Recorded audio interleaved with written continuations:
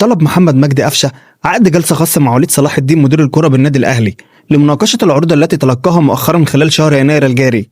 ويأتي طلب قفشه بعد أن خرج من حسابات الجهاز الفني بشكل كامل، حيث لم يعد يشارك إلا على فترات متباعدة، ما دفع اللاعب للتفكير في الرحيل عن القلعة الحمراء حتى لو على سبيل الإعارة لمدة موسم واحد، من أجل ضمان استمراره في المشاركة بانتظام والحفاظ على مستواه. وتستعد إدارة الأهلي لعقد جلسة حاسمة مع قفشه خلال الأيام المقبلة من أجل حسم موقف اللاعب بشكل رسمي، سواء بالبقاء داخل النادي أو الموافقة على طلب الرحيل. حدد المدير الفني للنادي الأهلي قائمة اللاعبين المقرر رحيلهم خلال الفترة المقبلة التي تنطلق غدا الخميس وتستمر حتى 8 فبراير الجاري.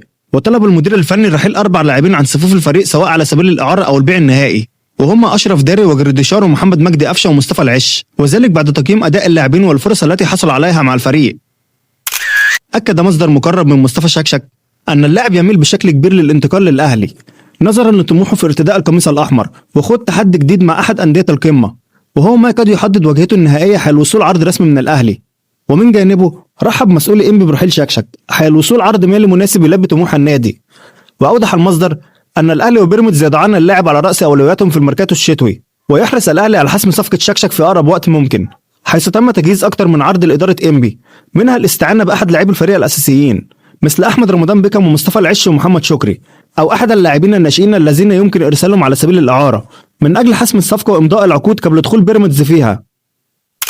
مصدر من الأهلي يؤكد أن مروان عثمان أوتاكا مهاجم سيراميكا كليوباترا أبدى رغبة صريحة في الانتقال إلى الأهلي خلال الفترة الحالية، وذلك عقب دخول مسؤول القلعة الحمراء في مفاوضات مباشرة مع اللاعب. ورحب أوتاكا سريعا بالفكرة وطلب من نادي تسهيل انتقاله إلى الأهلي في يناير الحالي من أجل ارتداء القميص الأحمر. كشفت تقارير صحفية نرويجية عن تحرك مصري جاد للتعاقد مع المهاجم الإنجولي كيميتش لاعب نادي ترومسو وأحد أبرز نجوم وهداف الدوري النرويجي خلال الموسم الجاري. وذكر موقع ترومسو النرويجي أن النادي الأهلي دخل بالفعل في مفاوضات أولية مع نادي ترومسو من أجل ضم اللاعب بعدما قدم عرضا ماليا بلغت قيمته نحو 15 مليون كورونا نرويجية، أي ما يعادل قرابة $1.5 مليون أمريكي، في خطوة تعكس جدية بطل مصر في حسم الصفقة.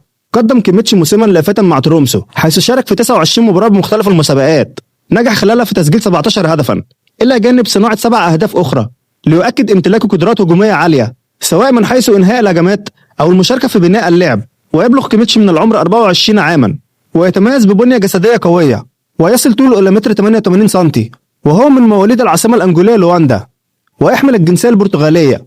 وكان اللاعب قد انضم إلى ترومسو في فبراير 2025 قادما من نادي براغ السويدي في صفقة انتقال حر، قبل أن يفرض نفسه كأحد أبرز المهاجمين في الدوري النرويجي.